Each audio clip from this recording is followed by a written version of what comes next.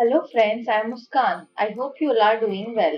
तो आज हम प्रॉप्स के बारे में पढ़ेंगे कि प्रॉप्स क्या होते हैं। अगर आप रिएक्ट नेटिव पढ़ रहे हैं तो इसमें दो इम्पॉर्टेंट चीजें होती है, स्टेट और प्रॉप्स। लास्ट वीडियो में हमने स्टेट के बारे में पढ़ा था, इस वीडियो में हम प्रॉप्स के बारे में पढ़ेंगे। Props stands for properties. अगर हम सिंपल लैंग्वेज में देखें तो प्रॉप्स प्रॉपर्टीज होती है किसी भी कंपोनेंट की। जैसे कि हम स्टेट में कंपोनेंट का डेटा सेव करते हैं, ऐसे ही प्रॉप्स में भी हम कंपोनेंट का डेटा सेव कर सकते हैं। बस ये अनचेंजेबल होती है और इसे इम्यूटेबल भी आप कह सकते हैं। जो प्रॉप्स होते हैं वो कंपोनेंट में पेरेंट से रिसीव होते हैं, बट हम इन्हें मॉडिफाइड नहीं कर सकते। रिएक्ट या रिएक्ट नेटिव में डेटा वन डायरेक्शन में फ्लो होता है, पेरेंट टू चाइल्ड। तो आपको हमेशा प्रॉप्स पेरेंट टू चाइल्ड ही मिलेगी। तो प्रॉप्स को हम एक एग्जाम्पल के साथ समझते हैं। जैसे कि स्क्रीन पे आप देख सकते हैं कि मोबाइल के अंदर आपको एक हेडर दिखाई दे रहा है जिसके ऊपर एक टाइटल लिखा हुआ है और नीचे आपको एक इमेज दिखाई दे रही है। तो जैसे कि लास्ट वीडियो में हमने स्टेट के बारे में पढ़ा था, बट स्टेट में कुछ लिमिटेशंस होती है। स्टेट को हम पेरेंट से चाइल्ड में भेज नहीं सकते, बट प्रॉप को हम पेरेंट टू चाइल्ड सेंड कर सकते हैं और उसे चाइल्ड कंपोनेंट में यूज कर सकते हैं। तो जैसे कि आपको हेडर में टाइटल दिख रहा है बुक्स, तो ये बुक्स जो टाइटल है इसे हम पेरेंट टू चाइल्ड भेजेंगे। तो आप सब जानते ही होंगे कि आप अगर कोई एप्लीकेशन यूज करते हो तो उसमें हर स्क्रीन पे हेडर होता है और ईच एंड एवरी हेडर पे डिफरेंट टाइटल हो सकता है। क्योंकि सपोज हमारे पास होम स्क्रीन है, एंड देन प्रोडक्ट स्क्रीन है, एंड देन चेकआउट स्क्रीन है। तो होम स्क्रीन पे हेडर होगा होम, प्रोडक्ट स्क्रीन पे होगा टाइटल प्रोडक्ट, और चेकआउट स्क्रीन पे टाइटल होगा चेकआउट। तो अगर हम हेडर को ग्लोबली यूज कर रहे हैं, हेडर हमारा एक ग्लोबल कंपोनेंट है, तो उसमें हमें टाइटल को डायनेमिक बनाना होगा ताकि हम डिफरेंट स्क्रीन पे डिफरेंट डिफरेंट टाइटल रख सकें। तो जैसे कि आप स्क्रीन पे देख सकते हैं हेडर, ये एक चाइल्ड कंपोनेंट होगा जिसे कि हम डिफरेंट डिफरेंट पेरेंट कंपोनेंट्स में यूज करेंगे, एंड देन पेरेंट से हम चाइल्ड कंपोनेंट में टाइटल भेजेंगे। देन हम पेरेंट कंपोनेंट में एक इमेज ऐड करेंगे। बुक कंपोनेंट हमारा पेरेंट कंपोनेंट होगा जहाँ की हम चाइल्ड कंपोनेंट हेडर को कॉल करेंगे, और मैसेज एक प्रॉप है उसमें हम टाइटल भेजेंगे। तो आप स्क्रीन पे देख सकते हैं कि हम प्रॉप रिसीव करेंगे हेडर कंपोनेंट में, और उसे हम यूज करेंगे प्रॉप्स डॉट मैसेज, क्योंकि हमने मैसेज की में टाइटल भेजा था from parent component which was book component.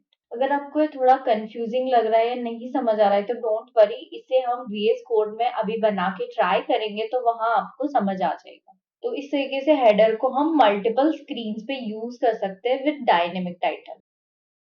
तो अब इसे हम कोड के साथ समझ लेते हैं। तो सबसे पहले मैं मॉलिक्यूल्स में एक फाइल बना लूंगी, बुक डॉट जेएस, जो कि हमारा होगा पेरेंट कंपोनेंट। यहाँ पे मैं एक फंक्शनल कंपोनेंट बना रही हूँ RNFE से, और अब वो बुक कंपोनेंट को मैं ऐप डॉट जेएस में यूज करने वाली हूँ। तो हम यहाँ पे बुक कंपोनेंट को इंपोर्ट कर लेंगे और कार की जगह पे बुक कंपोनेंट यूज करेंगे। जैसे मैं सेव करूंगी आप देखेंगे कि मोबाइल में वैल्यू चेंज हो गई है। अब हम हेडर कंपोनेंट बनाएंगे, इसका नाम होगा हेडर डॉट जेएस। RNFE से मैं फिर से एक फंक्शनल कंपोनेंट बना लूंगी। इसमें मैं एक टाइटल या टेक्स्ट पास कर रही हूँ, बुक्स कलेक्शन। इसकी हम थोड़ी स्टाइलिंग करेंगे, तो मैंने स्टाइल शीट इंपोर्ट कर लिया है। अब मैं यहाँ पे एक ऑब्जेक्ट क्रिएट कर रही हूँ।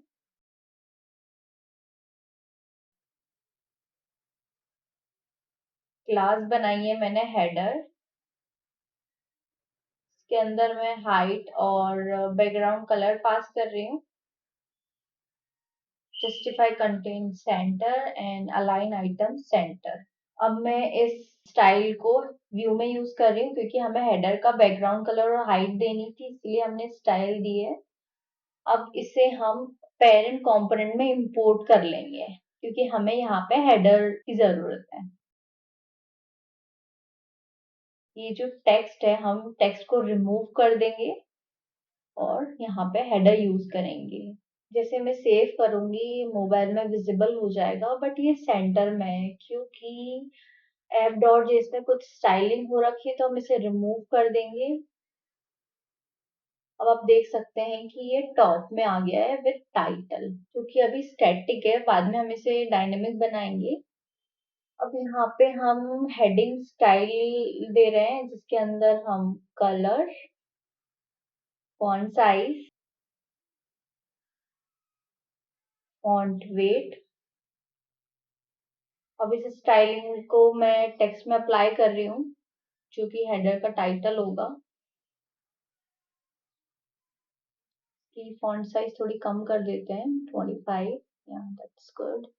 अब जो हमारा बुक कंपोनेंट है, इसमें मैं एक इमेज ऐड करूंगी।